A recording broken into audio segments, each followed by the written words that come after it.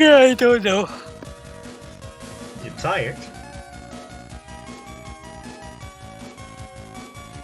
No, I'm yawning. No, I'm yawning for no reason. I mean, that can happen. Dumbass. You know how crazy life can be sometimes. I ain't an idiot, son. Why isn't my controller working? 'Cause your controller isn't working. Hell if I know! Okay, damn, no need to attack me. Holy shit. Up, down, left, right. A, B, L, R. Select start. There we go. Now we're good. Let's get the cable all sorted. Are you actually going to do anything, or are we just gonna jerk around? I mean, I'm gonna continue the story. I'm gonna have to do the tournament. I ain't seeing dick. Well, I can see on both screens, so maybe you have to press the big old refresh button.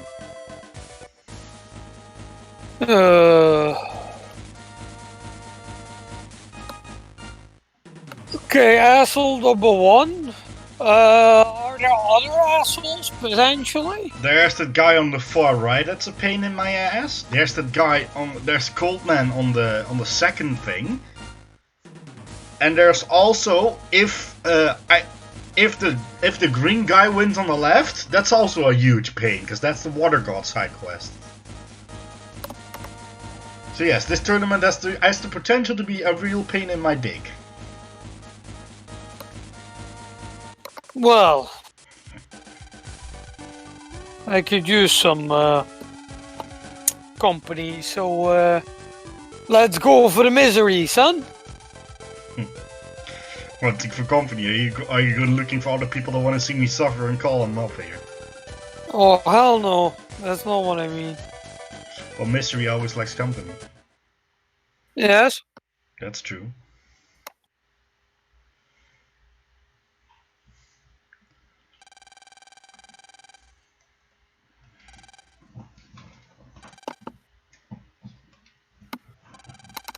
Wait a second.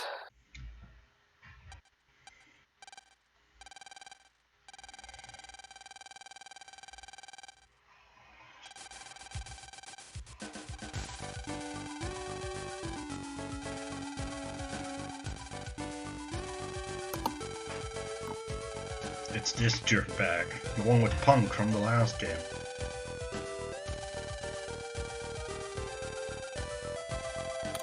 You say dirtbag, but what you really mean is nice guy. He's alright. He's called Mr. Famous.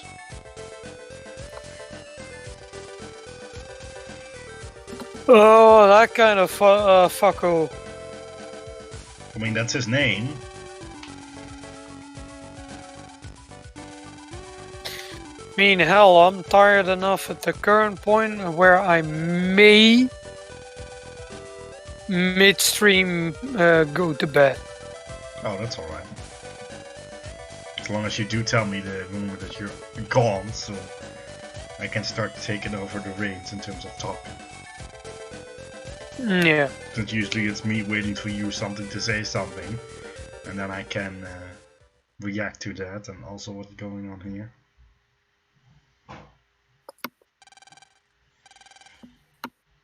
I haven't got the bloody fate deist.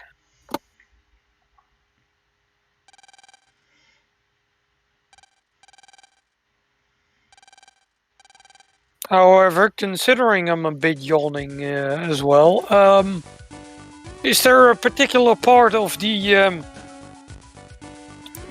hammer lore that you wish to discuss? Maybe that might wake my ass a bit.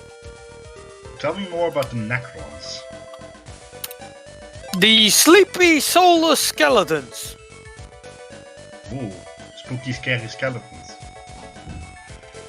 Well, technically speaking, they aren't skeletons. their bodies look like it, but you know, details. I'll probably have to start off with the katana, shall I? Yes, I guess. I don't know. Well, the katana are sentient gas clouds Okay. that just happen to like to eat star radiation, or well, they used to. Okay. Then the Necron tier, when the Necrons still had flesh and blood, Necron tier. Again, shortening race names is a thing. So if you hear the Krogs, for example, modern day they are called orcs. So shortening names is a thing. So wait, orcs are not really orcs, they're called Krogs? Yeah, but shortening race names is a thing. Okay, fair enough. So they're now called orc. As far as the Necron tier were concerned, their starting planet, so to say, was remarkably shitty.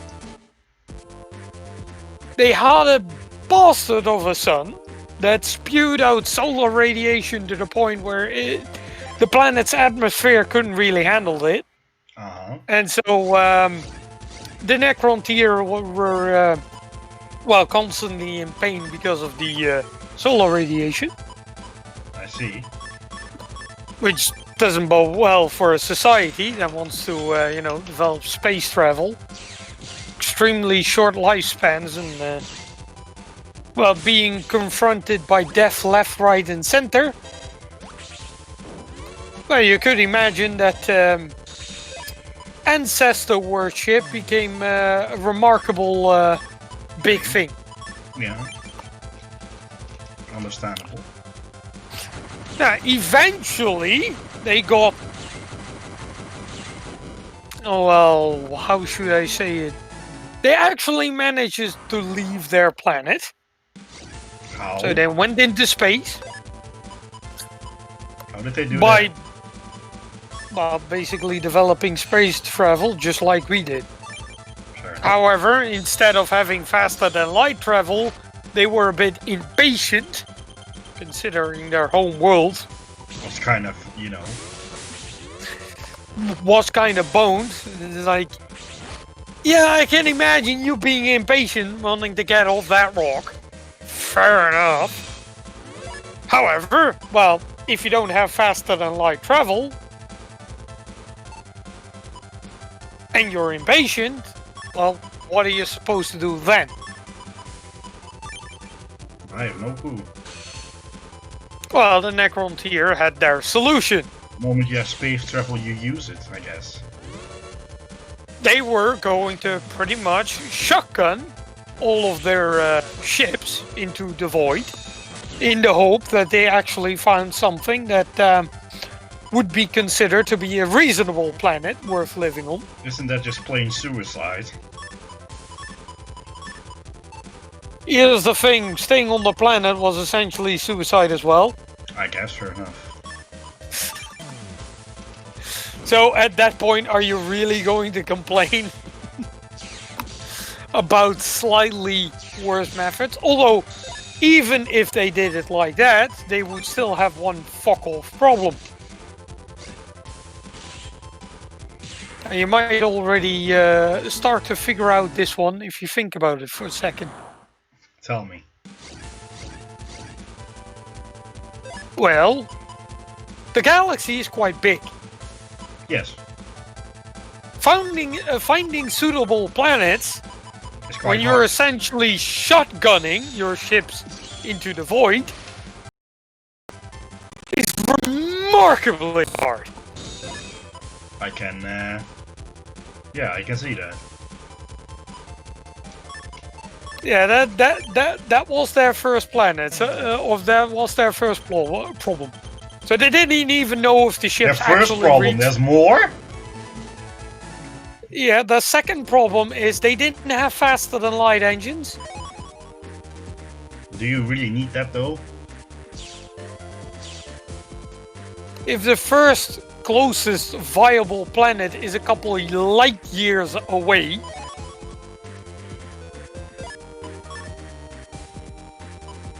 in your assessment of the situation, and you can't even travel as fast as light, let alone faster than light, that's a couple of years on board of a ship.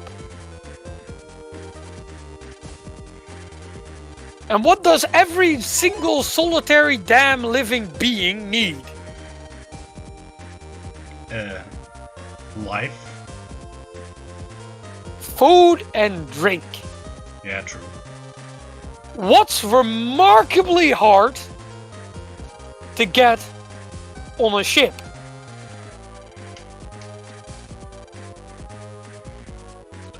Food and water.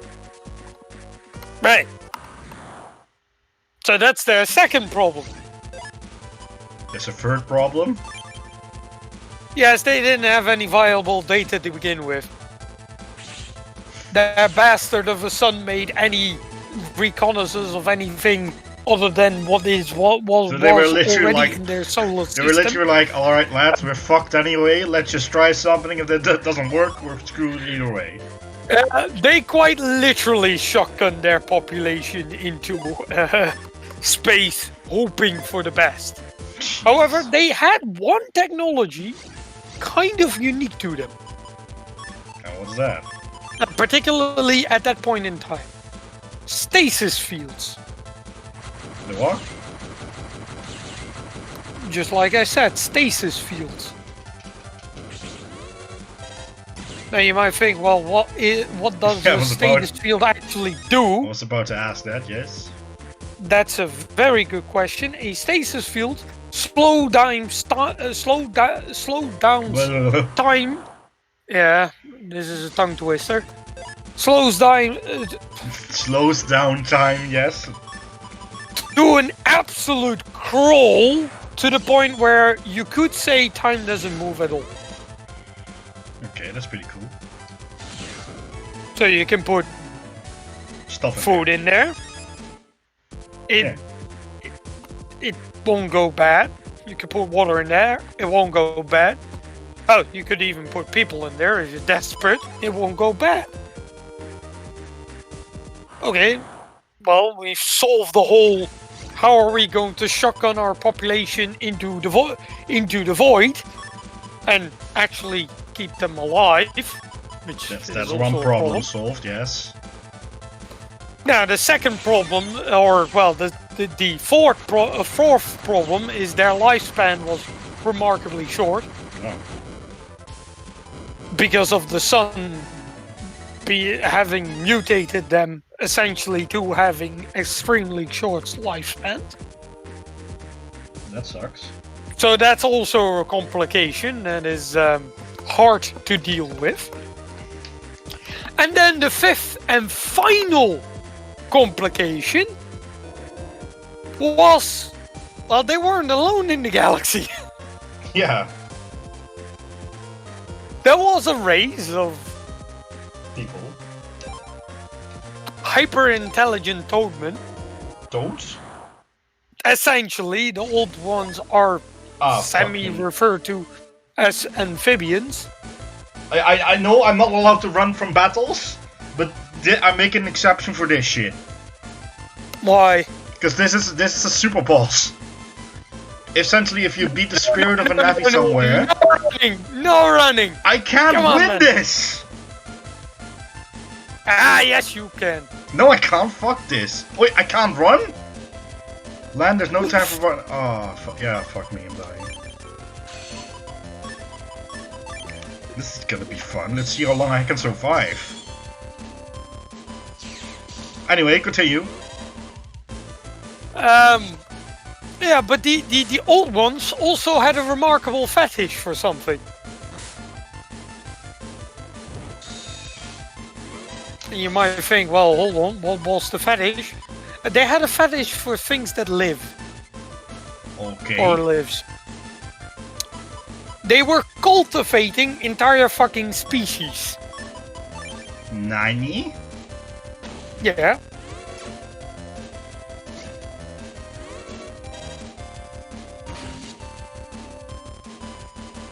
Just like we would try and how would you call it? Basically, cultivate a barn full of cows. Right. They were cultivating planets full of, well, civilizations, essentially. Okay. Which also indirectly mean that the best planets were already called Dipsel.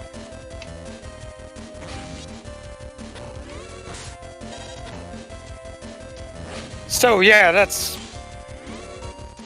a inconvenient situation if you are looking for viable planets for your population, and some asshole race decides to call dibs on the entire galaxy, pretty much, or well, most of the viable planets anyway. It's kind of inconvenient, wouldn't you agree? Yeah. Holy shit, I might have found a way to actually cheese his ass. You're hoping, at least. As long as this works, I'm golden.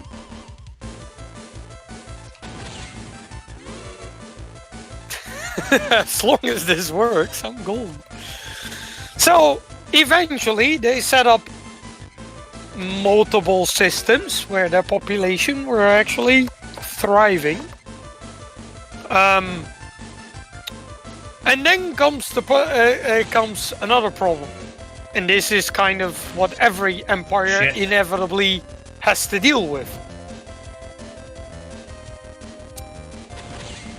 The nobles of the far-flung colonies essentially were starting to get a little bit of a, shall we say, libertarian streak. Okay. They weren't really fond of what the quote-unquote leader of the race was saying anymore, and they thought they would be able to do a better job themselves. Of course, they always think that. Yeah, funny that every no, fuck me! Race... My secret strategy is gone. Fuck me. Aww. I can still win. It's gonna be a little bit harder, but I can still win. You're hoping. Yeah, shut up. Doesn't matter. Anyway, next on the block was basically how to prevent successions from happening by those rebellious nobles who thought they could do better. And like usual, when nobles are starting to rebel and the king is trying to unite their race, well, uniting their race is remarkably easy when they have a common enemy. Also, by the by, while the old ones were remarkably nice towards life, they couldn't comprehend trying to change life to better suit a new environment. Okay. If this works, I win. If this works, I win. If this works, I win. If it doesn't, I die.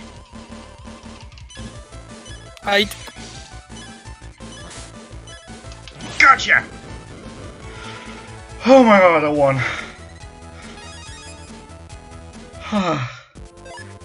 And I thought I couldn't do it. With one life left. Anyway, sorry, continue. So, yeah.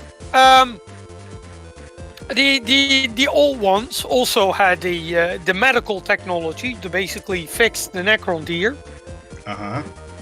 All of their problems, but they basically decided that, hold on a second, we're not going to do this because this would be manipulating a species, and we're not into that. Okay.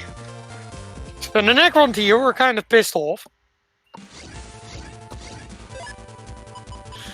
Plus, as many of the physical curses, like short lifespan, fickle bones, all kinds of diseases that would be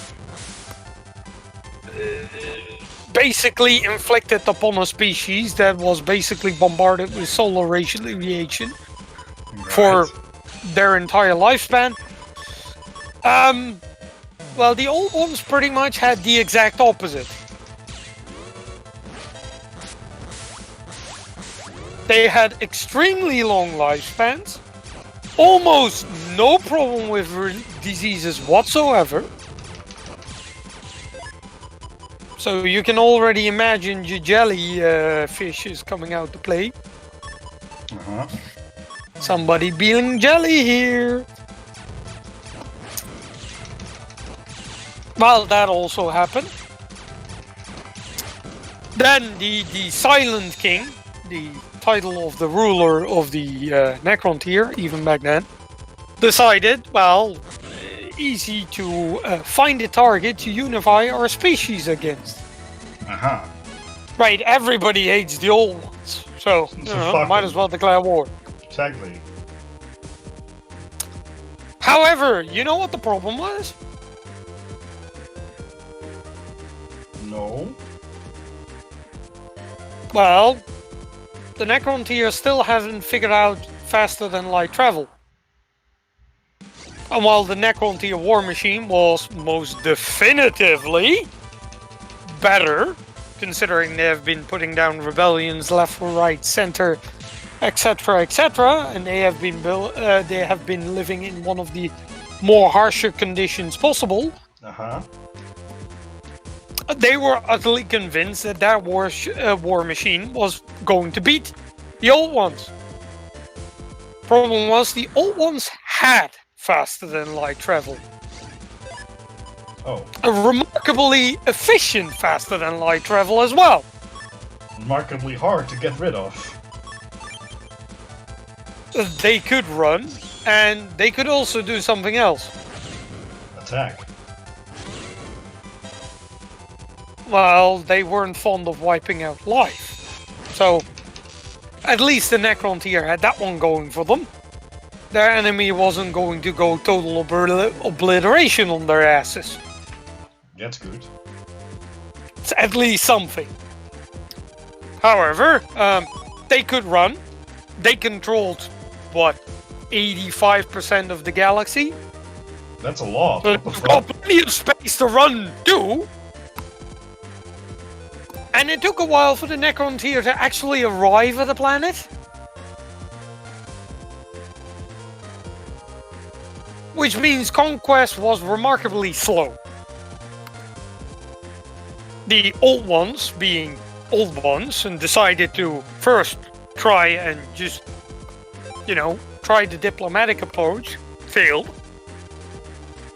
Then decided, okay, fine, we'll make races specifically for fighting the Necrontyr, and eventually won.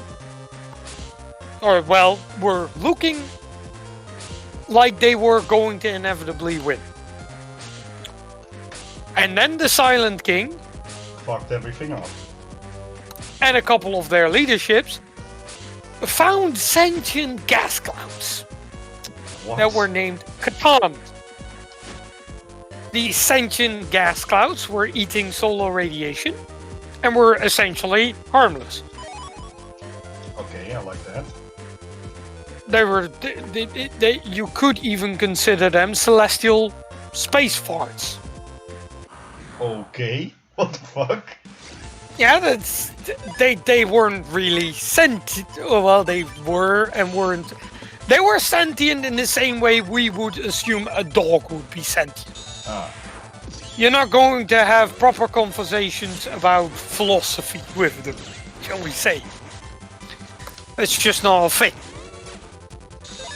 So that was kind of a thing, but, well, they were looking around the galaxy to turn something into a super weapon, because they were getting their asses handed to them. Gonna look for a super weapon right now. Yeah, and so they tried. So they found gas clouds and they were like, yes! Yeah, let's fuck with this shit. one among the Catan, known as the Deceiver. Uh-oh. Yeah, this is the Catan equivalent of a diplomat, mind you. And you might think, oh, hold on. If they can't think, how can they be a diplomat? Well, this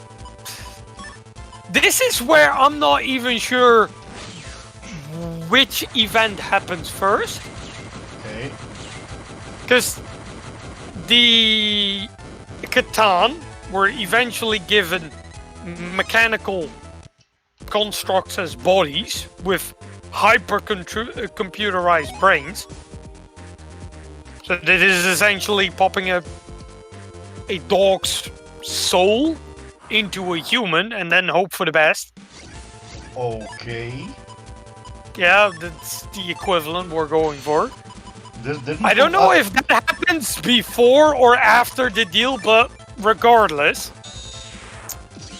the Deceiver, the diplomat in question, in this case, yes, inconvenient name for a diplomat, I know. Just deal with it. He was so good at deceiving people that he didn't even know if he was speaking the truth to himself. That's pretty funny. Yeah, he was so good at deceiving, he could deceive himself, which is pretty impressive. Although, I still wouldn't trust him as far as a diplomat is concerned, but, you know.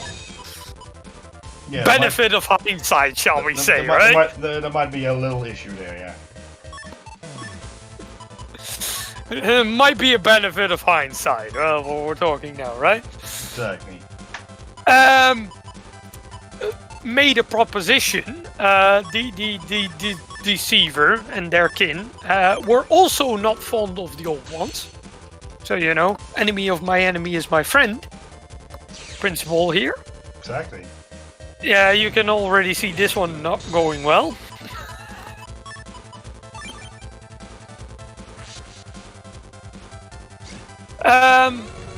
They decided to make a proposition where they would help the Necrons by, in turn, curing most, if not all, of their ailments. Oh, that's pretty nice. And in turn, the Necron tier would basically supply the manpower to kill those old ones. To kill the old ones, exactly.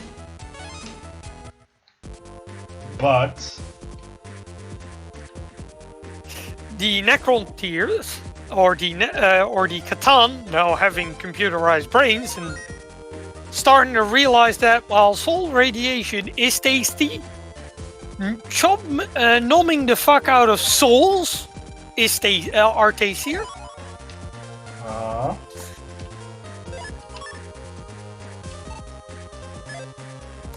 So that's also a thing that happened roughly at the same time. So the Catan wanted to nom on some souls.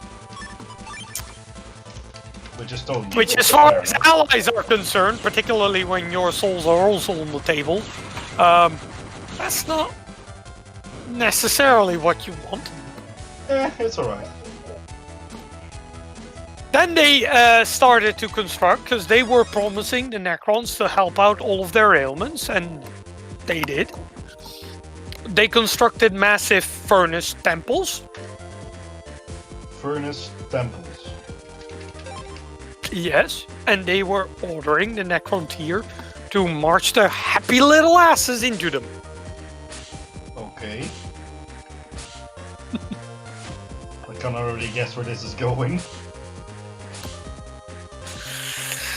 Hey, and you walk into that living furnace. Okay, Chief. Yeah, and not only getting your soul eaten, you also have the inconvenient problem of, well, getting bathed in a material called living metal. Yeah, that sounds amazing. Yeah, that means your flesh is one way, and your soul is away as well. What bloody lovely went into the furnaces were Necron tier. What came out of the furnaces, well, kind of depended on your social standing. Oh, so that's in the mix too, huh? Yeah, if you were a dirt poor farmer, well, guess what? Necron Warrior, you are from now on. Steel clouds, living metal, and depending. The Necron tier were just marched into the furnaces. Yeah. And depending on your rank, you be a better Necron. You either be a warrior or you got a better body, and if you got a better body, you had more chances of retaining either some or all of your personality. So, okay, that sounds interesting. So after even the Silent King went through the process. Oh, you went through it as well? Yeah, everybody went through it. Did he went through it first or last? Last. Of course. Because of course the nobility is going when everybody else has else has already gone a bit hot, shall we say? Let's be real. After that point, the Silent immediately understood that their species, quote unquote, was now unified beyond belief. Nice. For a new purpose. That purpose being a command protocol installed into their metallic bodies. Oh, they didn't really have a choice in the matter. They were united, but don't ask how. Yeah, this was an inconvenient truth, but... refresh the stream page, by the way. Or do you actually see the stream? Yeah. Okay, good. I'm seeing the stream. Anyhow, yes, that happened. And the Catan asked the Necron or the Silent King to, pick up his end of the bargain and go to war. And the Silent King agreed. Now you could question, did he agree because of the command protocol, or did he actually have enough autonomy himself that he thought, well, if we're going to fight an enemy we're going to hate, my people might regain some vestige knowledge that they lost. Who knows? But they went to war. Now, you could say, and this would be a valid point, well, okay, the Necron tier was upgraded to Necrons, but the faster than light issue still stands. It still stands? Well, you could say that. Oh. I mean, I haven't said anything about there being faster than light engines developed. So, were they developed? Well, the Necron the Catan decided that yes, faster than light engines would indeed be beneficial, and poof. There they came. They existed. But these are sentient space farks. Yes. That are now star gods, quite literally. Huh? If they think about something that they want to happen, guess what? It happens. If they want technology to traverse the stars in a matter of seconds, it happens.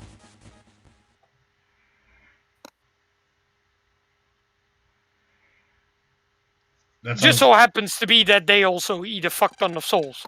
That sounds a little overpowered. Kind of help. Yes, it was. And so when round 2 officially started, and the old ones were like, what's this happening now? They decided, well, okay, fair enough. Round 2, let's go. First, let's try and beat them with psychic powers. And it turns out that psychic powers against a race that doesn't use souls is... Well, I mean... telekinetic psychic powers still work. I mean, throwing a Necron body across the planet, well, it's still going to do damage, but, of course, you know, the usual shenanigans, like mind influencing and everything else, well, that kind of requires a soul. And so they were kind of in a tough situation. Yeah, they're also in a tough because situation they didn't here. really have anything to actually deal with them. Which, of course, is kind of inconvenient. However, the Catan deciding that, well, souls are delicious, wanted food. Let's do more of that.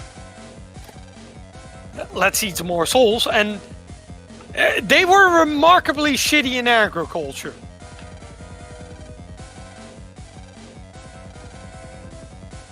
Hold on, agriculture? Yeah. What?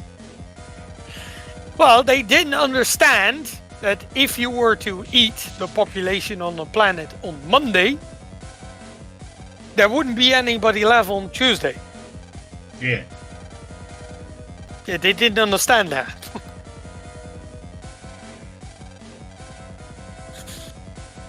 And so these bastards were like, nom nom nom nom nom. Oh, hey, where's the food? And on Tuesday, they were like, wait, what the hell? Yeah, on Tuesday, they're like, excuse me, where's my food? And then some Necron asshole shows up, is like, you eat everybody last yesterday, goddammit. It's like, get me more food. And so the Necrons also started to, you know, try and enslave people for the purposes of being eaten. For the purposes of food. Yeah, you food now. So again, inconvenient. Quite. At the same time, the old ones were getting horribly slaughtered, and decided that, well, we can cultivate races. We need a proper fighting race, right? A proper race that can stand up to the savagery of the Necrons and then just beat it. Fuck them over, yes. A race that doesn't rely on psychic powers. A race that doesn't rely on technology. And just relies on crowd mentality. This sounds rather familiar. You're saying that's how the Orky boys came to be? You think Mother Nature herself was responsible for that particular piece I don't of know, mushroom? fucking it's 40k, anything can happen. Yeah, Mother Nature is a cruel mistress, but she's not that that's cruel to make football no. hooligans. No, just a specimen of football hooligans is just a bit too much. So the orcs are forever at war with the Necrons then? No. Because here's the thing. The old ones decided to fuck up in an equally and as awful a manner as the Catan did towards the Necrons.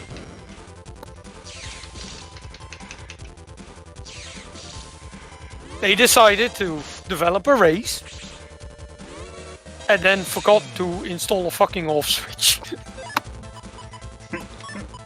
Wait a minute. So yeah, that happened. But that's for in the future, the consequences of this remarkably dumb decision. They also decided to cultivate species like the Eldar. Yes, the pointy ears also have their origin here. Oh dear God. And the Eldar decided that, well, we have this material called Wravebone. What? Yeah. Wravebone? It is basically Wravebone is a material that is infused, semi-infused with the warp. Okay. And it's remarkably strong. So yeah, the Necrons didn't really like getting Wraveboned. I mean, I can understand that. So yeah, that's a thing. So, you know, the races were being cultivated, while some of them were well, questionable to say the least. Also, there are hints that the Tyranids were one of the Old Ones' creations. Who? The Tyranids. Aren't those space fucking what do we call those space insects? The space gribblies that want to nom the fuck out of everything. Yeah. Yes. Those boys. Yeah. Those are the Tyranids. Yeah. So how many people did the Old One fuck up? Well, first and foremost, I told you that the Old Ones valued life. Yeah, but the things they did not fucking help with that. Well, the Eldar fuck up. They you can't blame them for that one. Fair enough. That's entirely on the Eldar. The Orcs, well, they just forgot to put an off switch on them. Probably deeming that they would probably have plenty of time solving the Orcs when the Necrons were defeated. Fair Not enough. necessarily the best idea here, but you know. And as far as the Tyranids are concerned, well, it's remarkably different from valuing life to making a race that noms the fuck out of life. Yeah. Like something doesn't add up there. Yeah, but here might be an interesting idea. Do you know what fire lines are? No. Well, it's pieces of forest that are deliberately burned down so that the fire can't spread. Okay.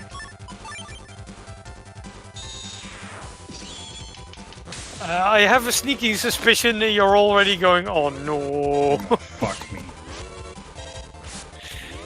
No, they didn't went that way, did they? Yes, they did. However, just to explain just how fucked up they went, the Tyranids store the data or the genetic information of every race they nom the fuck out of. They store it inside of their hive fleet. And trying to reconstitute life out of nothing is hard. Reconstituting it from a gene pattern you already have in your inventory, well, it's still by no means easy, but it's easier. I guess. Also, another curious thing,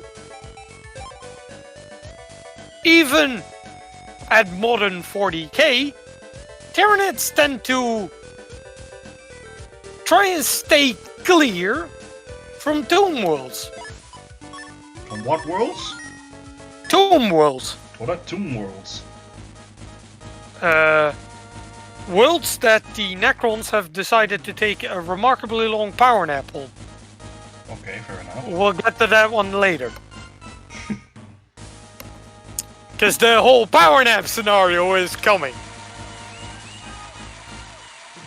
So, the entire war was inconvenient for the Realm of Souls, later known as the War.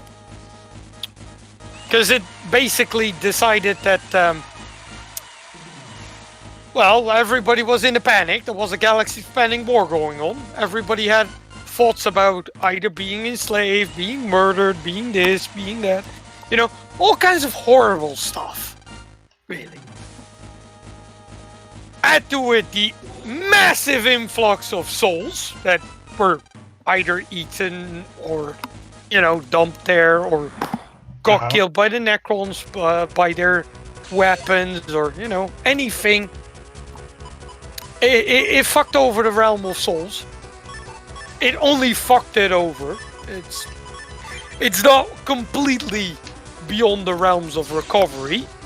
That comes later on.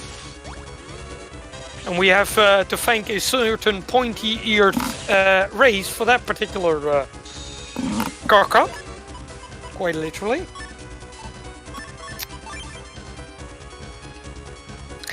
But, well, the fear of enslavement eventually manifested itself into something called the Enslaver Plague, which was a physical/warp entity that basically decided, you know what we're gonna do? We're gonna enslave some shit. Because why not? That feeds us, it grows us stronger, so let's go. Fair enough.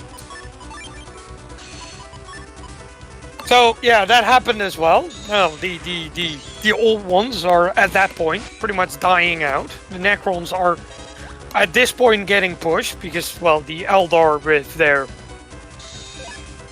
Well, let's just say at that point in time they were fucking around like rabbits. Their population growth was just as high.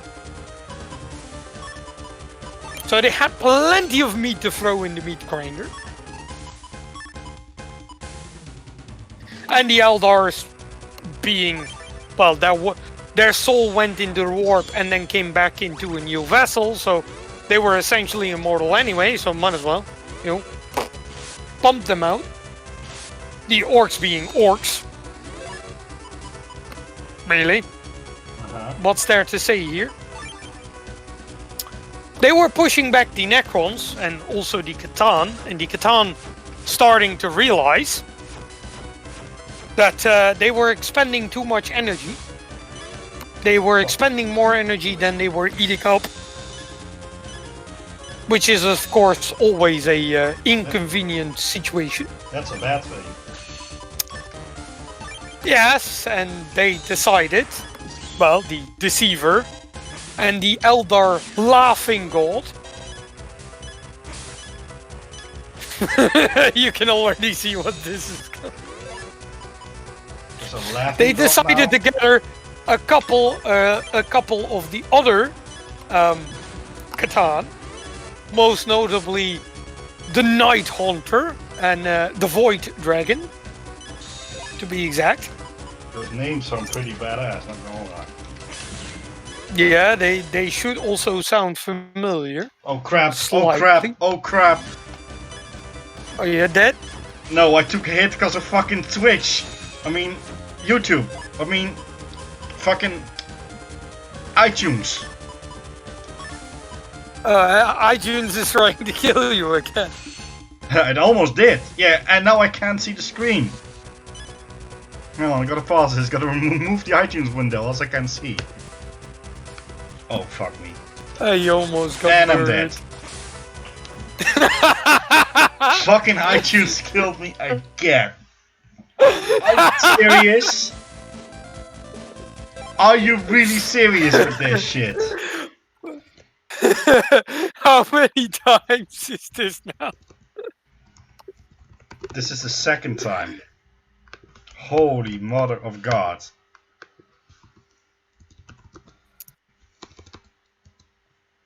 Ah. There we go. Anyway. You go on. Hold on. Shut up. It's not funny. Stop laughing, damn it. Stupid program.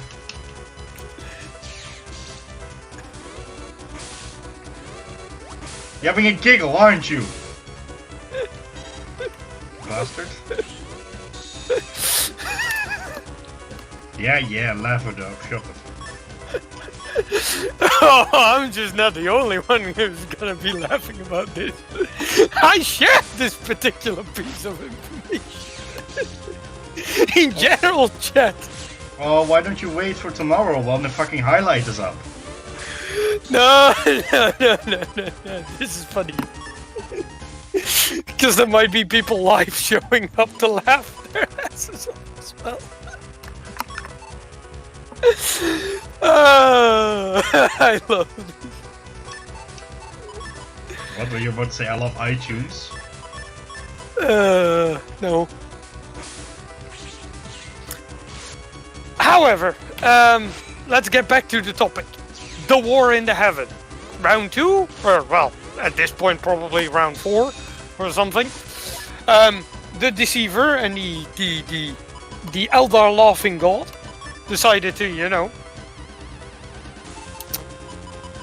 tell the other Catan that basically what they should be doing is fighting among each other to conserve energy. Right. Yeah. A very intelligent move. And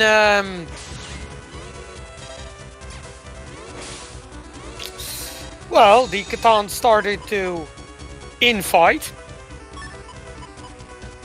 which if your forces are currently being pushed by the enemy, this is not really a good idea, Chief.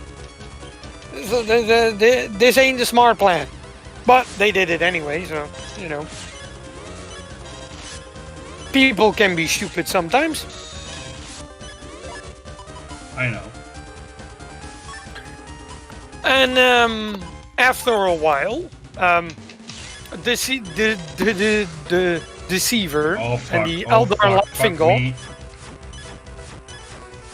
No, get away! Fuck! Damn it. Well, that wasn't iTunes killing you. No, it wasn't. However, the whole, well, the Catan fucking themselves over. The Eldar Laughing God was laughing quite hard with the Deceiver and basically saying, well, you know, fighting your own kind when you're in a galaxy-spanning war isn't necessarily the brightest of plans. Yeah, I know, the Eldar Laughing God being fucking Captain Obvious in this case. So the Catan were getting boned. The other races were getting boned by the Enslaver Plague. The old ones at this point were pretty much wiped out. There weren't a lot of them left. And at that point, the Necrons decided, you know what? We're being used as cannon fodder. Yeah, kinda. We don't particularly like that. Stream is loading on my end. Oh, it's now just shitty quality. Okay, fair enough. Shut up. And now it's back to normal. Okay, fair enough.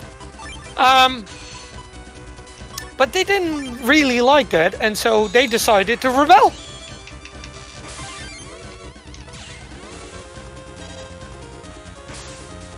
And so they did. And were successful. Really? Against Star Gods. Damn. Now imagine the following. Let's say you have a vast collection of Lego figures. Right. Now imagine waking up one day being enslaved by said Lego figures. That's not fun. And you can imagine the level of what the fuck the Catan were experiencing at that particular point in time.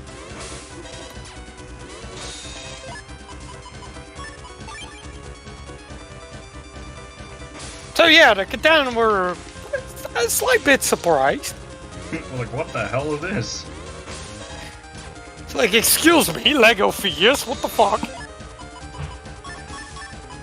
However, the galaxy at that point being the massive clusterfuck as it is, the Silent King knew that...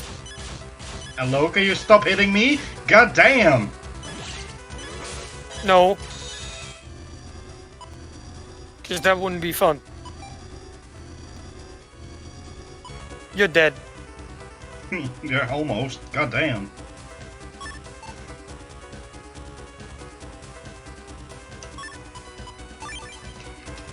But the Catan, but the Necrons were of the opinion that currently the galaxy is a bit messed up. A bit too malicious to you know, control and start trying to murder all life again. So they decided to take a power nap, because that was a unique card they could play. They had stasis fields. They could do this shit. So they were just gonna sleep for like a million years. A million? No. 60 million, mate. What the fuck? Yeah. We'll be sleeping this bitch for a while. They're really that old? I didn't expect Necrons to be that old. And after all of the Necron lords, overlords, and whatever went into their tomb worlds and went to take a remarkably long power nap, the Silent King decided to not enter a tomb world. And obediently burned out his own command protocols. Okay. So he technically shouldn't be having any authority left over any of the Necrons. And they went for a power nap. Because they figured that all of the other races would inevitably crumble. They were sorely underestimating the Orcs. Sometimes also known as the magical cockroaches of 40k, because they've been living through pretty much any of the galaxy-wide conquests and are still kicking. Bastards. The Eldar, well, they were kind of right. The Necrons were kind of right about the fate of the Eldar, although I imagine the Eldar, the Necrons wouldn't have imagined the Eldar literally fucking themselves into existence or extinction, but you know. Oh my!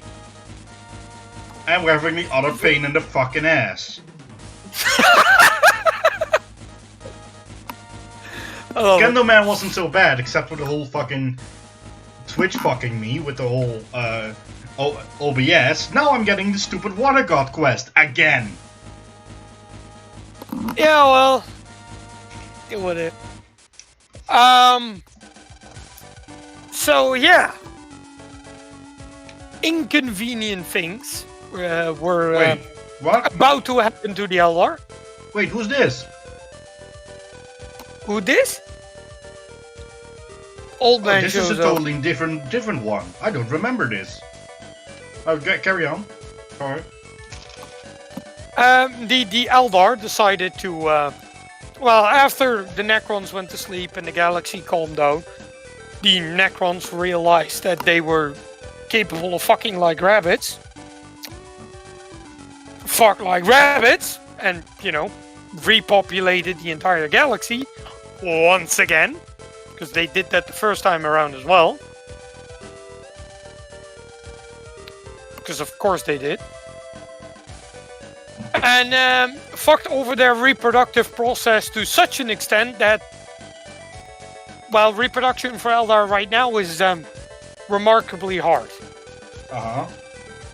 It's not just like humans, where the male of the species can just, you know, do the thing. Do a quick bang, drop some seed in there, and then job done. As far as the male side is concerned, they actually have to continuously reinvigorate the male side of the equation. Yes. They have to continuously reapply genetic material for there to be any hope of a new Eldar being born. So yeah, that's inconvenient. After the Necrons went to sleep, by the way, the Necrons weren't really good at building alarm clocks, mind you. Although, again, they could have waked up at worse moments. Right now is pretty decent. I mean, they could have woken up in front of a Legione Astartes formation. If you think an entire Space Marine chapter would be bad, then... Well, consider the following prospect. 20 chapters working in absolute harmony. Considering a company, that being a 10th of a chapter, would be good enough to conquer a world.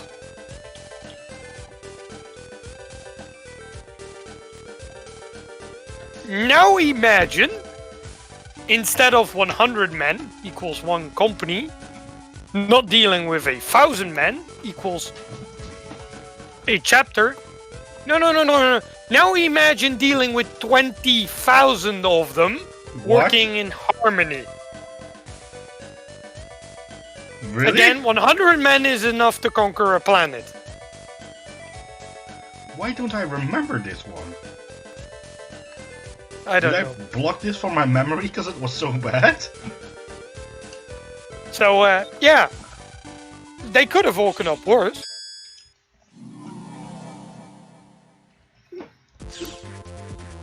They could have woken up worse. They could have woken up in front of Legione Astartes. But they didn't. They could have woken up when the Eldar were at the height of their power. Just before they fucked a Chaos God into existence, but, you know, details. I just didn't expect them to have that much of a lore. Yeah, they're one of the oldest ones.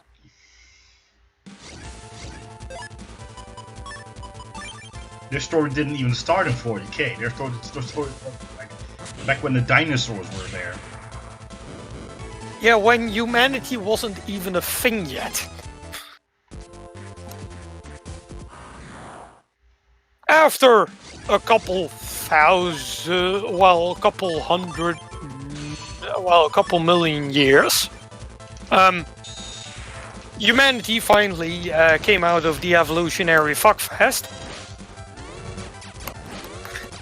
By the way, before the fall of the Eldar happened, bear that in mind. And then a couple of shamans were... But this is the theory I ascribed, so bear that in mind. But a couple of shamans decided to, well, they realized that the warp was a thing. They were the early incarnation of psychers, essentially. And through the power of the warp and probably some shrooms, they realized that, you know, chaos is bad, demons are bad. Demon's kind of bad. Kinda. I have to continue researching this one, but first observations say demon kind of bad. Yeah, the preliminary results tell us that demons are bad. Not and good. So they decided that they kind of had to put their heads together.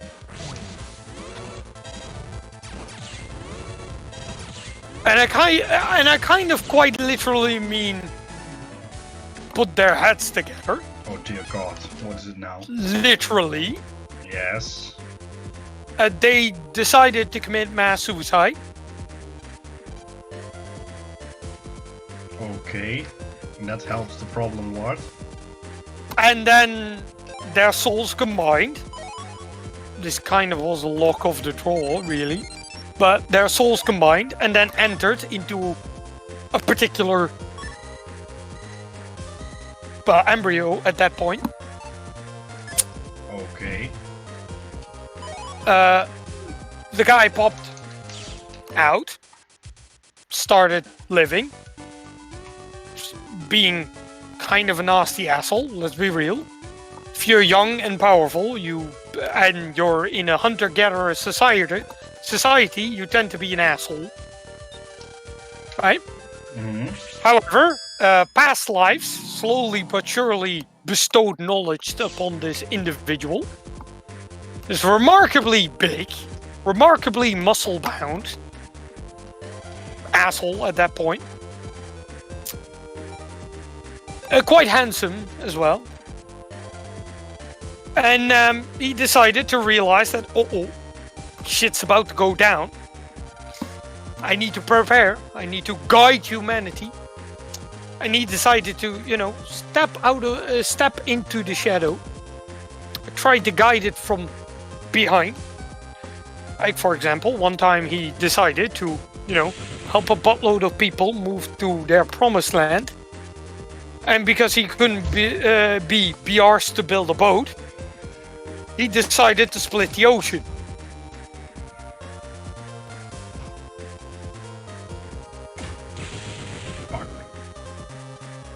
It sounds awfully familiar now, doesn't it? Yeah. It sounds like some religious story. Does. You're gonna die, mate. Nah, really did. You've got 40 health. Advantage. Ooh. Oh well.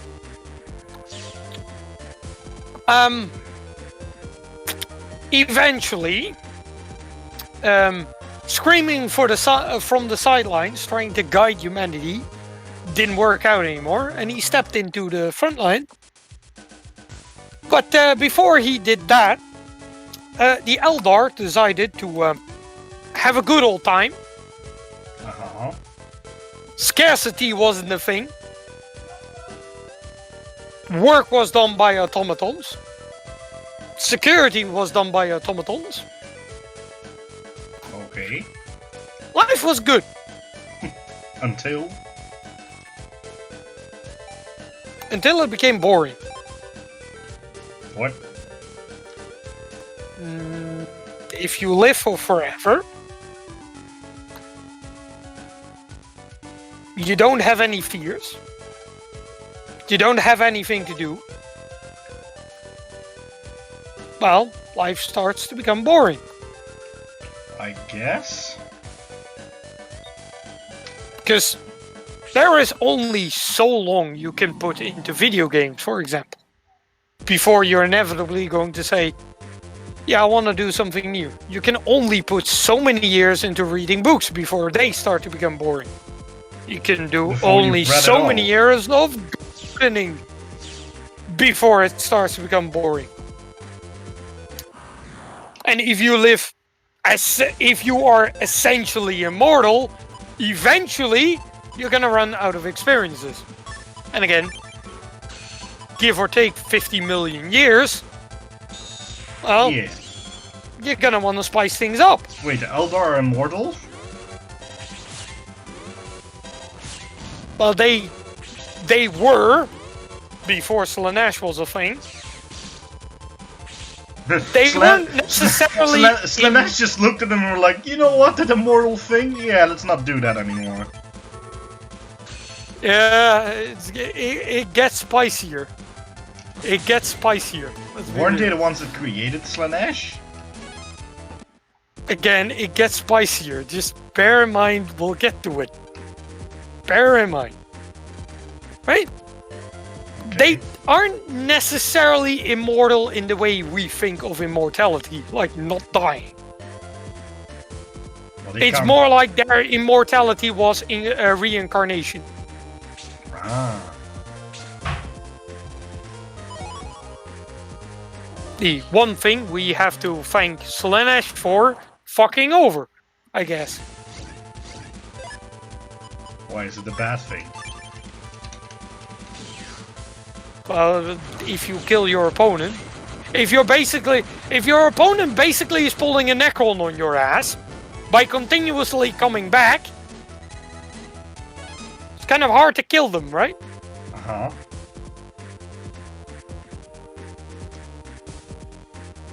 It's like if they constantly come back, it's hard to kill them. So we kind of, it's kind of a blessing in disguise. But, you know, Slanesh coming into play, it's still taking some time. Eventually, life got boring. So, the market shares of Dragon Dildo XXS or whatever it was called, well, it increased remarkably. Because, you know, everybody wanted to spice things up a bit. And spicing things up in the sex life was a way to do it. Although, you know, a glow-in-the-dark condom, that's fine and all, but, you know, how many extra years of spicing things up can you really squeeze out of a glow-in-the-dark dildo? Or condom, or whatever? I don't know. Well, the answer is not enough. Fuck! You got it. Oh, yes, I got it too. Come on, here we go. Fuck! Is there an actual tell? No, not that I know of.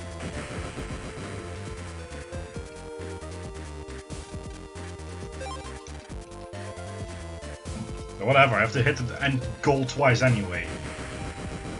That's one. And he can hit one since I have enough health anyway, but I'm gonna stand here. I'm gonna hit it to the right. And I won. Okay, good. So anyway, yes, Eldar and spicing shit up. Yeah, so the glow-in-the-dark condom and everything wasn't good enough anymore, so they were going for a slight bit more eccentric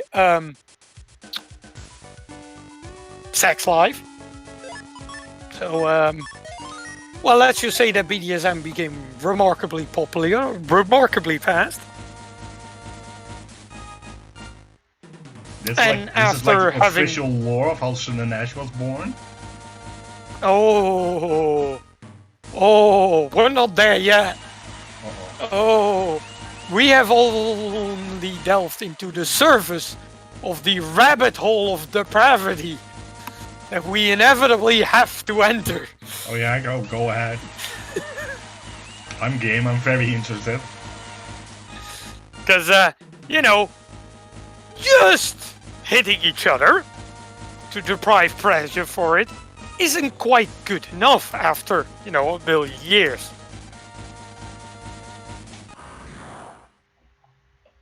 So instead, certain guilds were established, pleasure cults were established, that decided to look for some slaves to torture while somebody else was getting off on it. And, well, this evolved and evolved and evolved and evolved and evolved and evolved and evolved.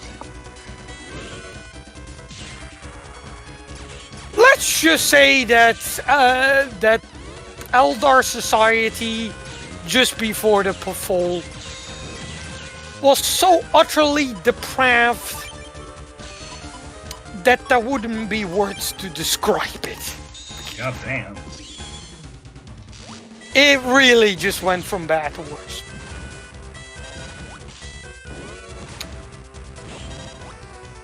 This didn't help, however, the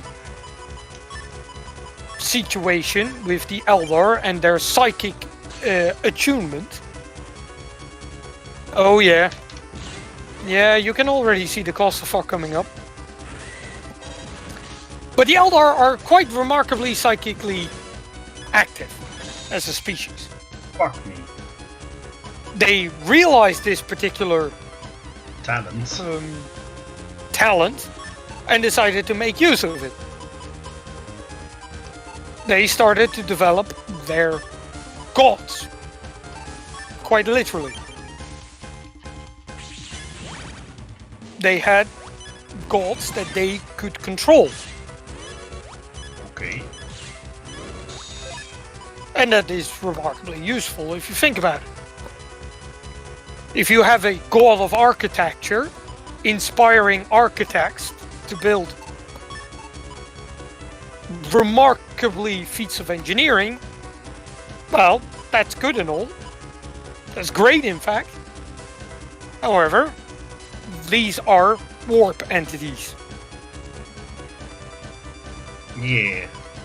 If they aren't well maintained, they go cuckoo crazy. Yeah, they lose power. And there was a particular entity that was in the process of gathering power by the Eldar becoming a bit more bored of life and their actions. Fuck! Well, let's... You got you? You got me. I hope I saved beforehand. Because otherwise it's gonna be a pain. I'm just gonna see. I probably saved. Yeah, I did. Okay. Sorry about that. Continue. The Eldar, slowly but surely, falling in depravity, started to develop a new god, while not maintaining all of the other ones. So they lost power, where the new one gained power. At that point in time, the gypsies of the Eldar Empire, the Eldar Empire, or the Eldar that we now know as Craftworld Eldar, decided to, well, they saw the writing on the wall for the Eldar Empire, and they decided to get the fuck out of there.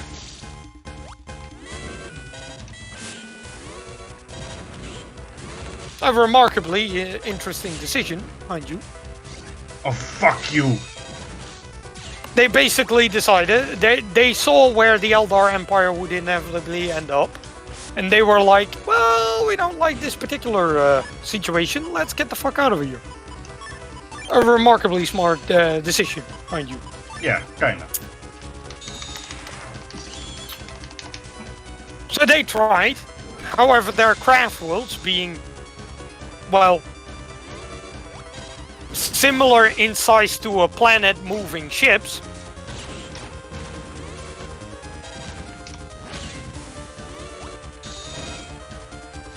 oh, you just fucked yourself. Goodbye. You know, getting the fuck out of there wasn't easy.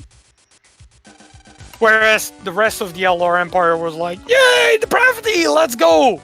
Let's see how far we can sink this ship.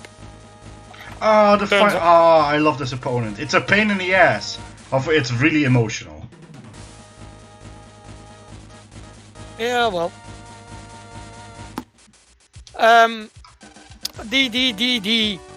The Eldar Empire, being a rotten sinking ship, soon came to regret being in a rotten sinking ship. And right around that same time, the Imperium of Man was carving out their own piece of empire. Because the borders of the Eldar Empire weren't checked anymore, because, you know, depravity. The early incarnation, the Federation that happened before the Dark Age of technology for humanity, had expanded, but, well, Terra, for example, or, well, yeah, it was still known as Terra by that point. So our planet started to rely heavily on imports because, well, we were basically, well, the entire planet was nothing but cities at this point. We were having our own population boom. A remarkably big one, in fact. Oh? Yeah, we were growing our race quite remarkably fast. Like we are now. Oh! No. You don't understand. The population we have currently on planet Earth, that was the average growth rate in a month. God damn. Yeah, we were fucking quite fast ourselves. Although, we weren't really fucking that fast, as there were just so many of us that were fucking, that we could have that kind of population growth. Right? There were just so many people that we could actually have that population growth. While not fucking like rabbits. Which is kind of important.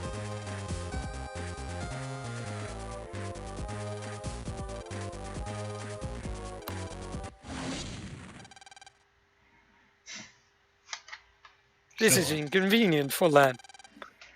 What? Oh, What is inconvenience? you get hit by Trash. trash.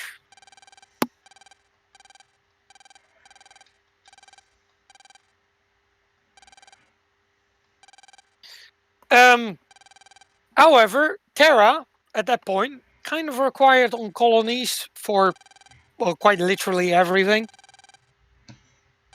Groceries, toilet paper, anything a society kind of needs. Wasn't really producing anything. Was importing a fuckload of shit. Particularly raw resources. Some even say including water. Which if you start to have to import water, yeah, that's going to be inconvenient. Right at the same time, the Eldar were doing their very best to fuck as much as possible in the worst way possible. And so the war became a little bit more unstable and more unstable and more unstable. And, well, while the Eldar didn't really rely on warp travel the same way humanity did, well, our ships had to enter the warp. And the warp becoming unstable was kind of inconvenient for that.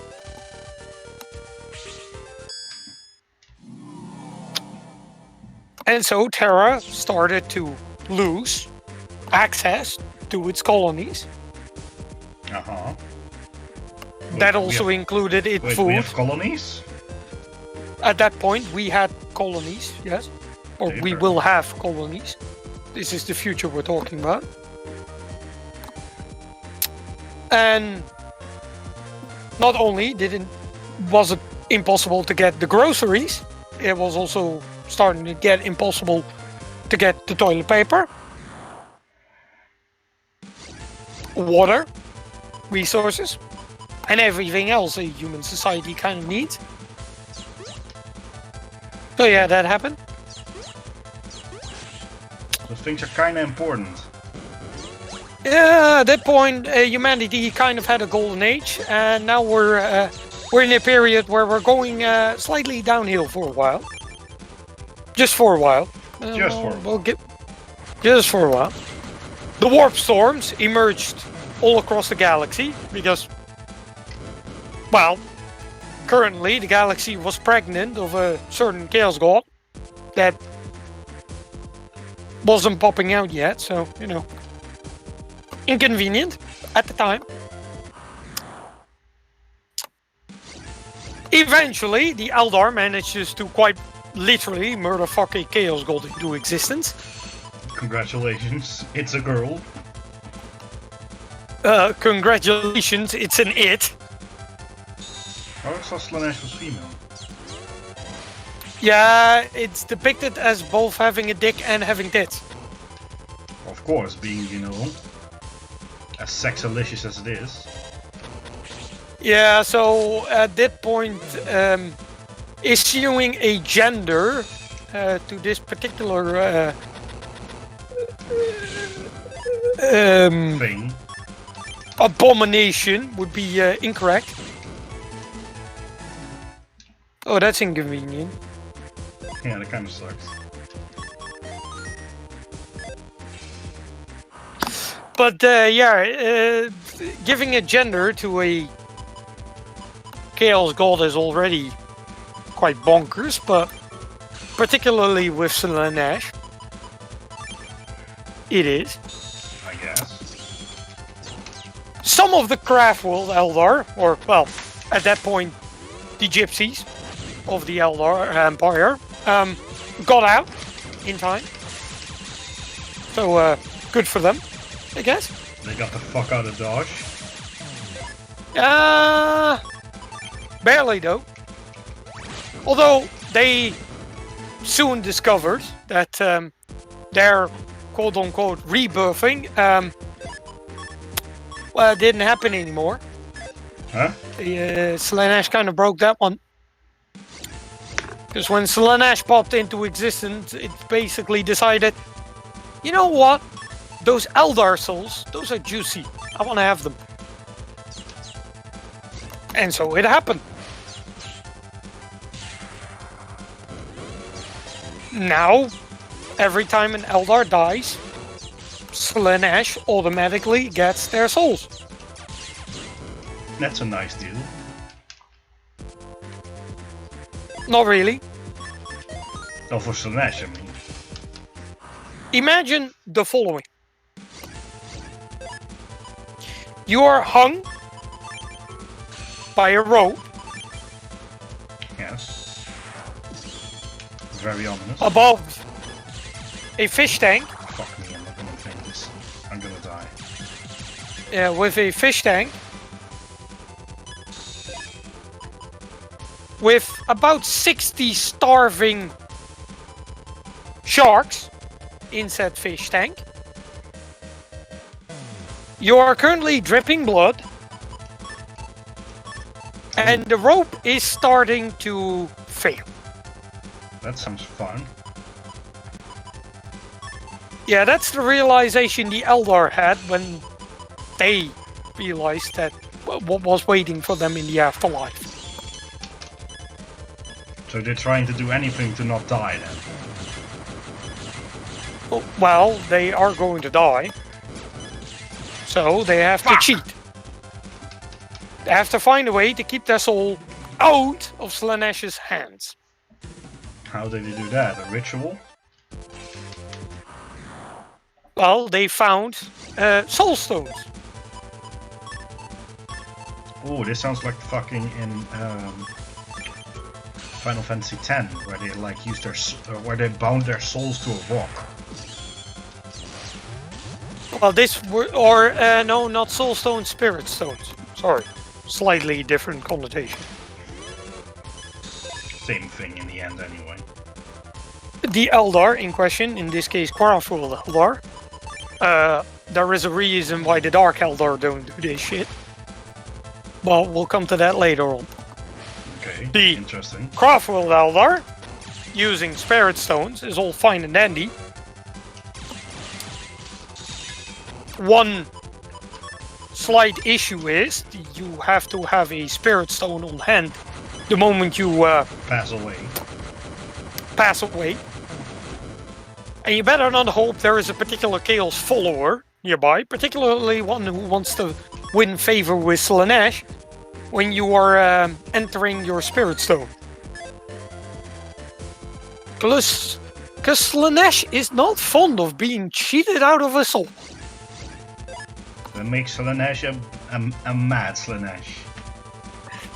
Yeah, she's not happy. Yeah, she. True. It is not happy. Furthermore, the spirit stones can be entered into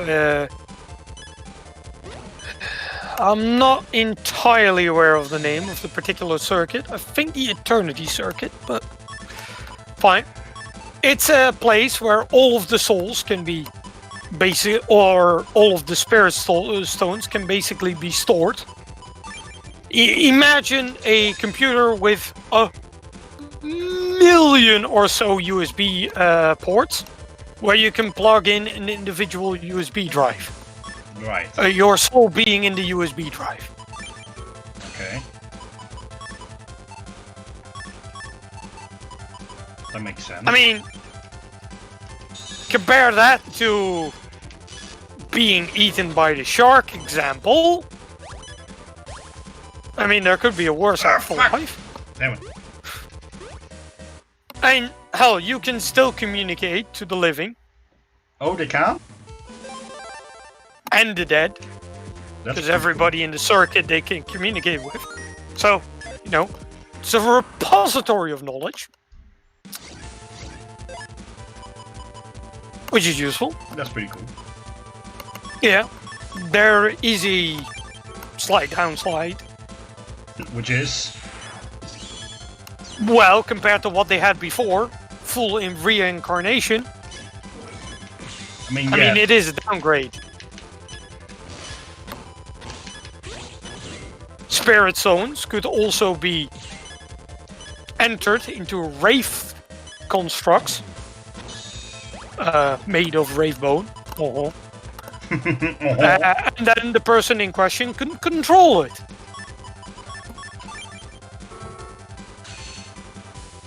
Some of their wraith constructs essentially work the same as dreadnoughts for the Imperium. Gotcha. It's basically just a walking coffin with guns. Usually. Now, I imagined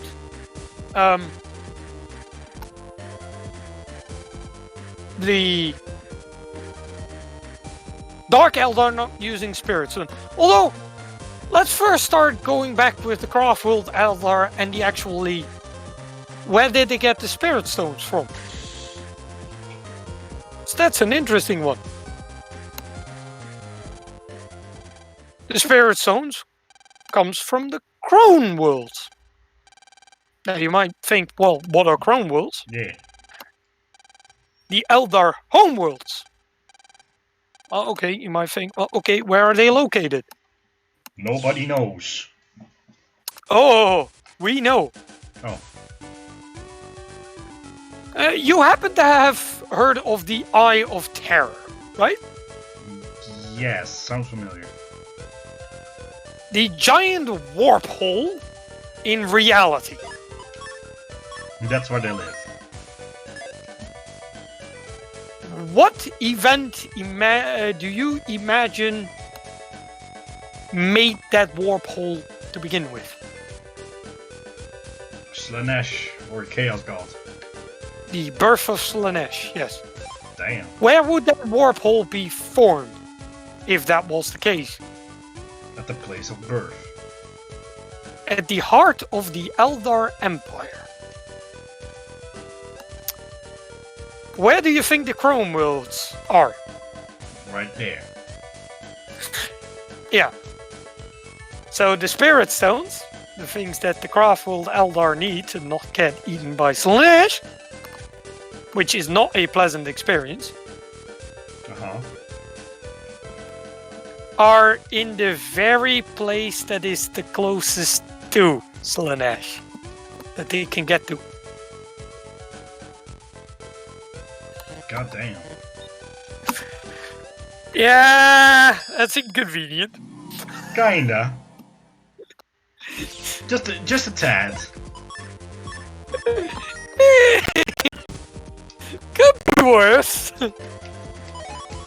Could be a and mind lot you, worse. Craftworlds, again, aren't fast.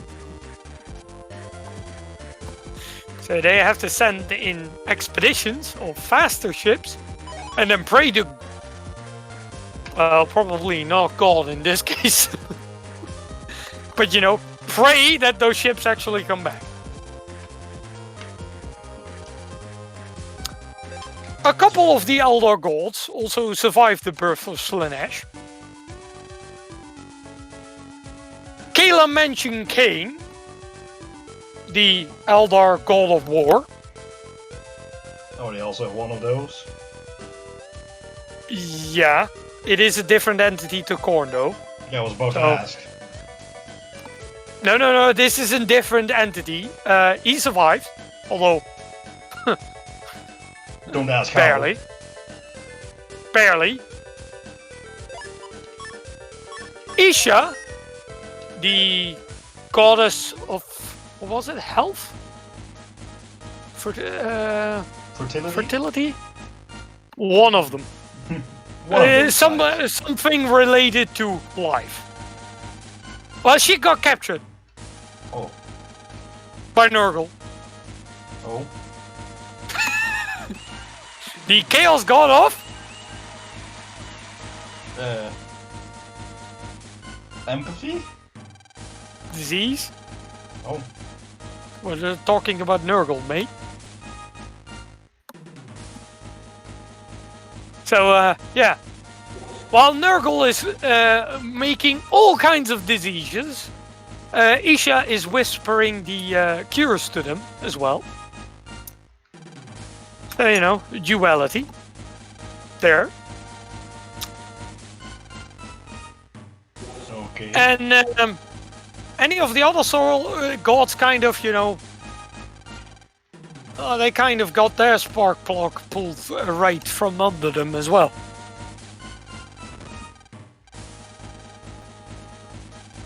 We're not going to yet talk about the Eldar God of the Dead, because that one isn't born yet. Or, well, formed yet. Okay. That's a recent development, mind you. Reasons. So, in the meantime, going back to Terra, because now humanity is going to, you know, having a slight bit of a problem here. Imagine Fallout, planet-wide, with the kind of technology the Imperium has. Right. That was Terra. In its completion. That doesn't sound very fun. No, it wasn't. There was a remarkably long period where techno-barbarians, yes, reasonably fitting name, okay, I agree, roamed around, basically butchering as they see fit, until somebody decided to, well, screening from the sidelines didn't work anymore. So I'm gonna run this bitch. And not only decided that he was going to run that bitch, but also put it into actual practice. Forming, well, he basically picked up a couple of boys. Orc boys? No, regular boys, humans. Massively augmented them. Gave them the finest weapon and armor he had at that point access to. And born were the Thunder Warriors. Thunder or Thunder? Thunder Warriors. They sound pretty badass. These were the predecessors to the Space Marines. Ooh, that's pretty cool. So these are pretty badass. And decided to, well, somebody has to fix this shit. Let's go for it. Not my job. Well, no, he was going to reunite Terra. He was going to make Terra great again. Well, not only Terra. He had plans. And not only for Terra. God, is this the God Emperor of mankind? Well, at that point, the Emperor of mankind. Because fun fact, he wasn't fond of religion. I know that. But that's why it's weird he's calling himself God. Yeah, back then he didn't. That is not a title he would have approved upon. That was something you can thank Lorgar for, in this regard. Because Lorgar was the one who wrote the Lectitios Divinatos, basically the Bible for Warhammer 40k. And he proclaimed that the Emperor of Mankind, his father, was a god. Now, let's be entirely real, compared to all of the shit he's been pulling up at that point, you could reasonably say that, yes, true, he was a god. I mean, if you have the powers of the god, then it would almost only be fitting to call you a god. I guess. However, he wasn't fond of religion. And there was a very good reason for it. He saw religion as the fuel for the Chaos Gods. Because, you know, superstition. I mean, I can understand that, yes. Makes sense. And he wanted to get rid of that. By basically stating that science, progress, and galaxy conquest are the way to go for humanity. Just so you're aware, this is basically the atheist utopia he was trying to make. Because he had a strict ban on religion. Are you going to win this one? I will. In fact, I'm going to do it right now. Should I do it with the blue moon laser? Yes, I shall. It's kind of fitting. Goodbye. And, well, after the whole reunification wars have started, he eventually reunified Terra, in the meantime started his Primarch project.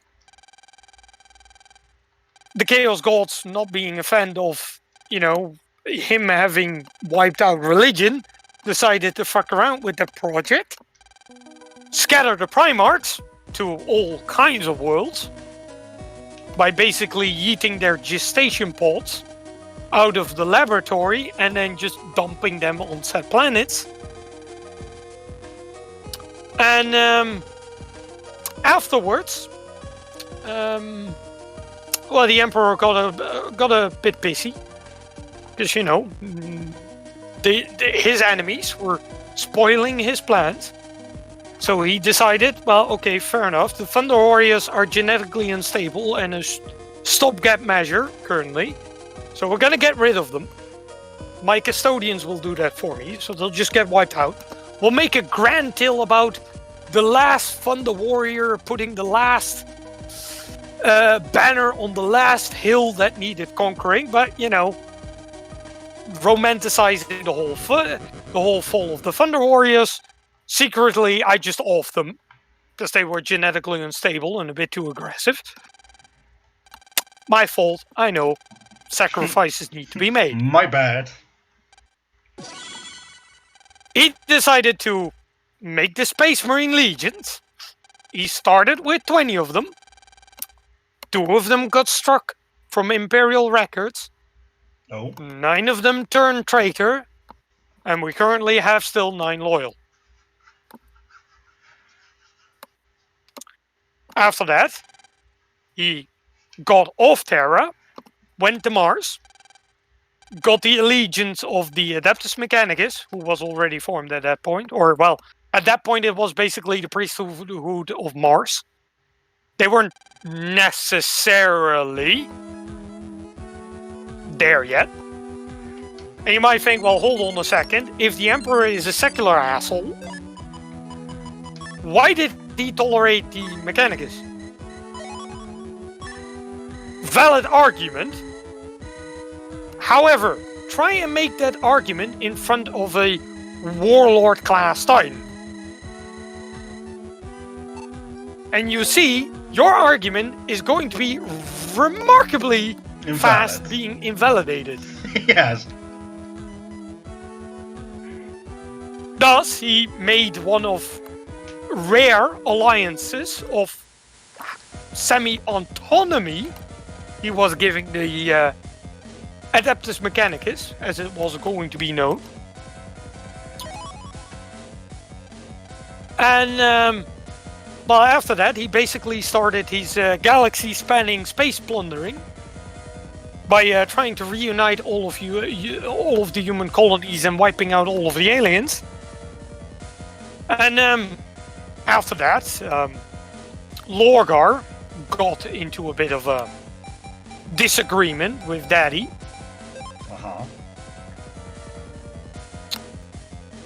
After that, Horus got a bit of a temper tantrum. Murder boner. Got 8 of his brothers on his side. Decided to start a rebellion, which turned quite heretical eventually. The Letixio Divinatus, the holy book that Lorgar wrote. Mind you, Lorgar, the fucker who turned traitor. Burned. No. That book spread.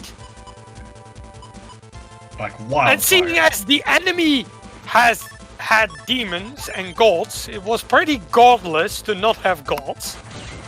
So the word of the Emperor being a divine entity started to get around. It didn't help that the Emperor of Mankind was dressed entirely in gold armor, wielding a fiery sword and emitting a glow pretty much 24/7. Damn. So, you know, he was dressing the part, really. Some of the people are going to be mistaking him for a god. So, you know, if you don't want to be recognized as a god, you might not want to dress like one. Pro tip. I'm just saying. Pro tip right there. Yeah, that might be a remarkably smart idea.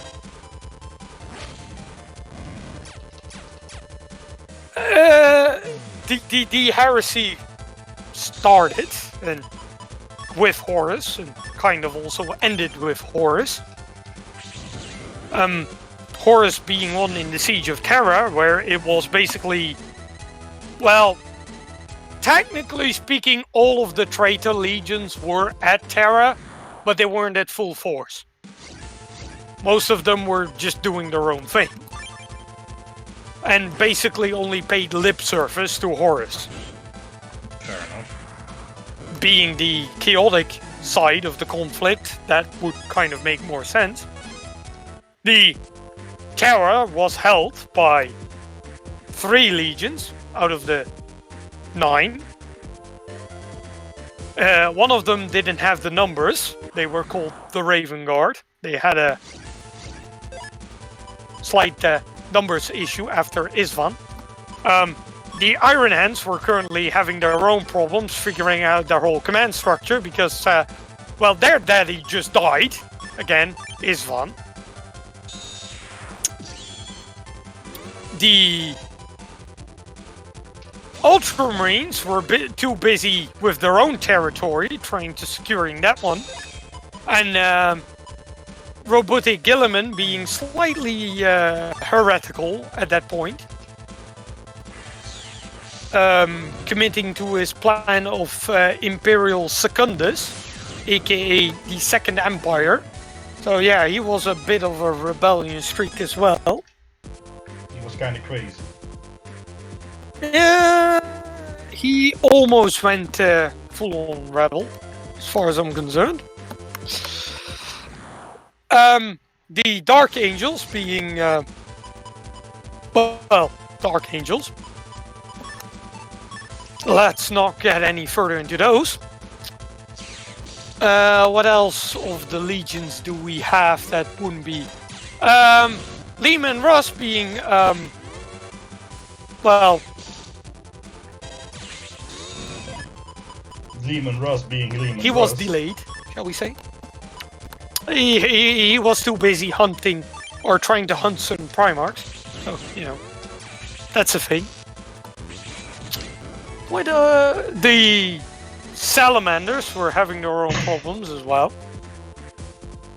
The three that made it back to Terra were Rogol Dorn and the Imperial Fists, because the Emperor had requested Rogol Dorn to fortify the Imperial Palace.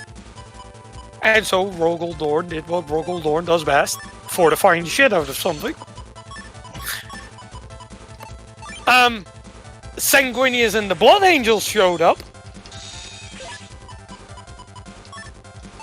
which only was a lucky coincidence, really. And, well, the one party that you kind of don't want in a defensive siege battle. The White Scars, who are all about going fast. Fast as fuck, boy. In a siege battle, where you're the defender. Makes sense. Makes no sense whatsoever. Rather a quick victory than an easy one. Yeah, but it's 9 against 3.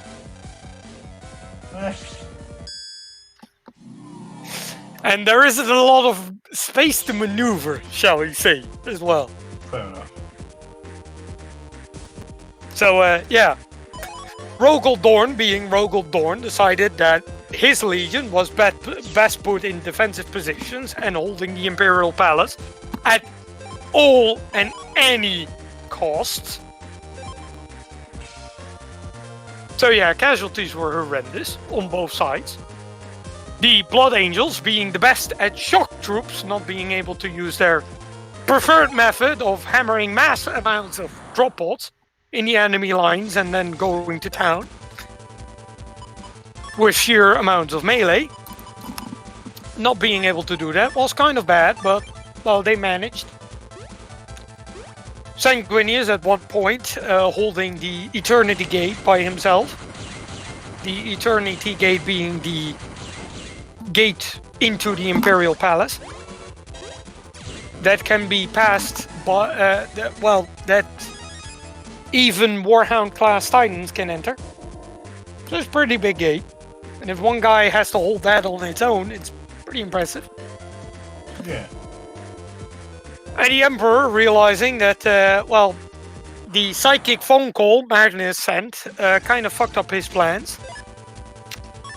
And he was kind of needed to basically secure the Imperial Palace from being overrun from the inside by demons.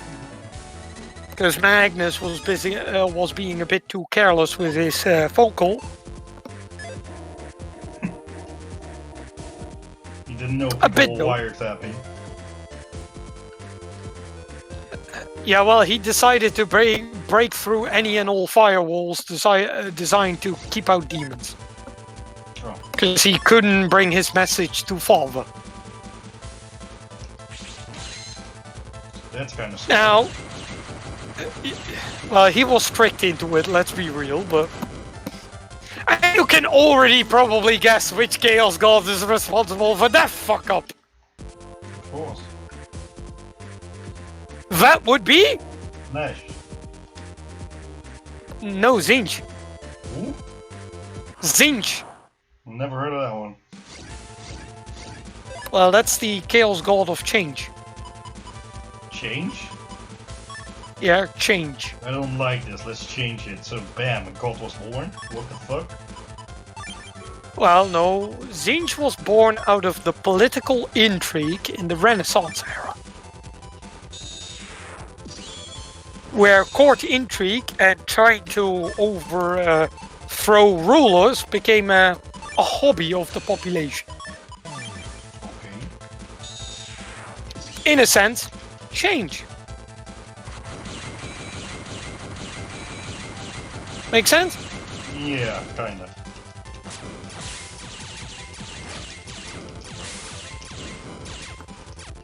By the way, Nurgle and Khorne were Middle Ages.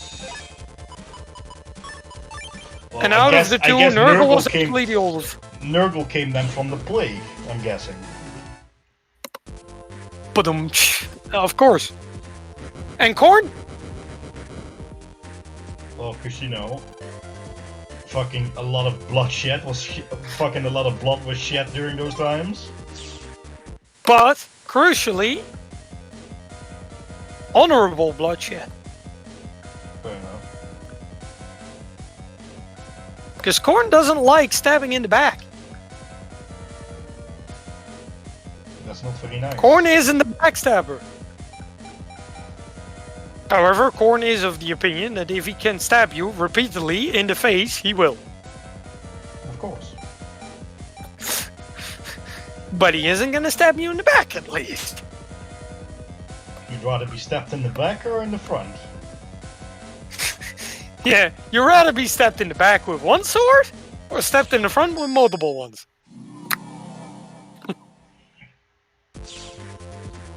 Your choice!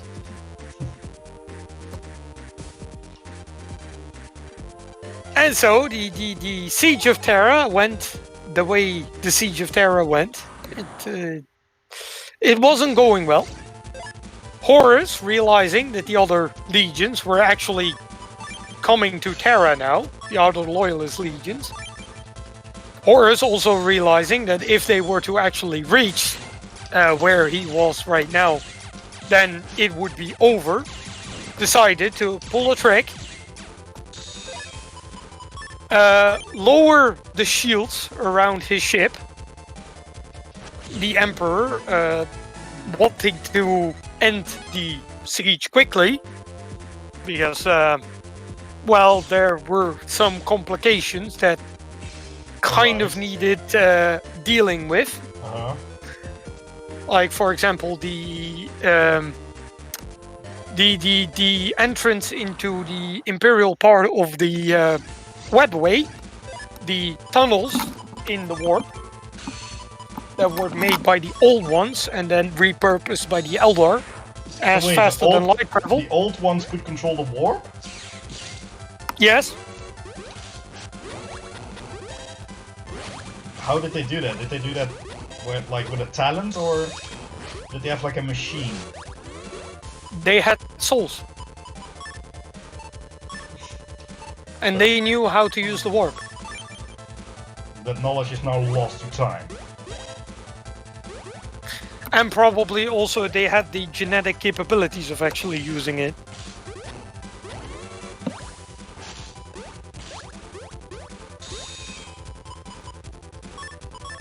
Because you need that for some reason.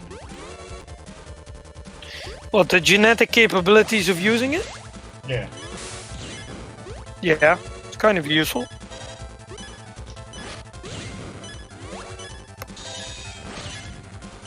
And, well, the Emperor and a couple of the other guys boarded the ship. Sanguinius and Rogaldon among them. Sanguinius found Horus first. And Sanguinius... The thing about the Primarchs is each and every one of them had some aspect of the Emperor. The fuck? And for Sanguinius, except for his angelic appearance, his good looks, and his compassion, he also had something else called precognition. Yeah, that's kind of handy. The ability to see into the future. Yes. Although it wasn't necessarily the most powerful version of it. Like he could only see like a few minutes or hours. No, he didn't really have the ability to activate it consciously. Oh, that's nice. One of those. Yes, although, let's be real, out of the two Primarchs that had precognition, he was the stable one. Conrad Curse, the Night Haunter,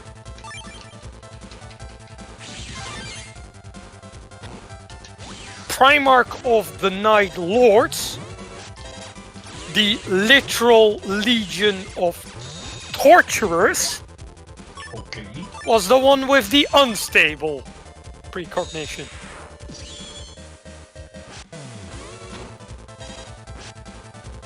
Yeah. So he himself was also kind of unstable. Yeah. Well, the first meeting Conrad Curse had with humanity was a predatorial one. That's nice. Literally speaking. His gestation pod rammed into the planet, buried itself in the crust, right? a quite considerable amount down, and the locals, not feeling that this was an overly nice thing, pleasant omen, they were quite ominous about the whole thing, decided to, well, basically close up the hole. And when Conrad actually was able to leave his gestation pod, he had to crawl through about a kilometer's worth, give or take, of adamantine, one of the strongest ores humanity as of that moment was, or well, had found, with his bare hands, while being an infant.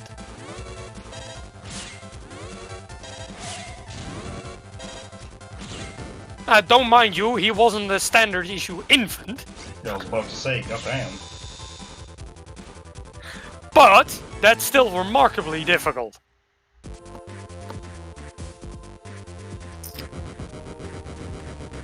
But that didn't necessarily stop Conrad. However, the moment he came to the surface, he was a bit peckish. He had a little bit of hunger. And when I say a little bit, well, he was borderline starving to death. Oh, that's nice. And on Nostromo, the planet he was dumped on, well, it was a planet where the sun doesn't really necessarily shine all that much, because the cloud coverage is just a bit too thick. So there wasn't a lot to grow there. And the planet was known for being just a criminal. The planet? Basically, everybody was some sort of criminal. Ooh, that sounds like my kind of place. There were also cannibals. Okay. And, well, the Nostromo tradition to hunt a little bit of sweet pork, in this case that being humans. Some gangs flat out had hunting grounds instead of, you know, grounds to operate on. That sounds fun. Yeah, you say that sounds funny until you're one of the citizens of the lower classes. Okay, I'm scared now. Because then you're not the hunter, you're the hunted. Really? That's kind of fucked up. Yeah, well, Nostromo was just that kind of a planet. And imagine what Conrad had to eat the moment he came above ground. Corpses. There weren't a lot of plants, there weren't a lot of animals, but there was a lot of Nostroman pork, shall we say. Damn. Again, predatory first encounter with humanity. In the most literal sense imaginable. Yeah, that sounds kind of fucked up, Chief. And remember that Space Marines can eat something and remember the knowledge that does something at. Yeah, that's not unique to Space Marines. Technically speaking, that's a gift because Space Marine gene seed is based on Primarch gene seed. Or the Primarch genes. That's something a Primarch also can do. Okay, that's scary. So imagine the first concepts that program was, of that Conrad was eating on.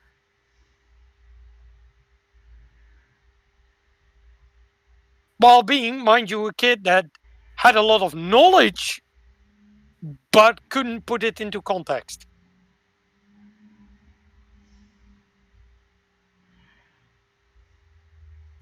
Add on to that a pre-programmed desire for justice.